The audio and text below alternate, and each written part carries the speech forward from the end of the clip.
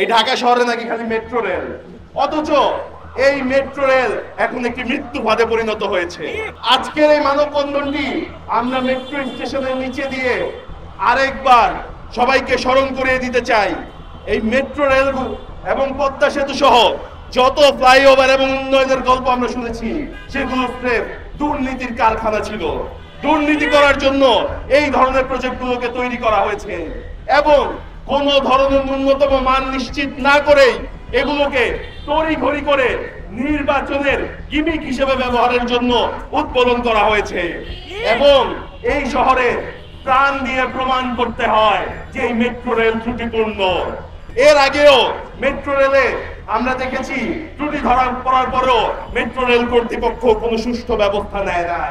সংগ্রামী বন্ধুরা, এই ঢাকা শহরে আমরা সকালে যখন ঘর থেকে বের হই, দিনের বেলা সারাদিন কাজ করে রাতে যদি আমরা জীবিত অবস্থায় বাসায় ফিরি, সেটাই আমাদের জন্য আল্লাহর সবচেয়ে বড় নেয়ামত।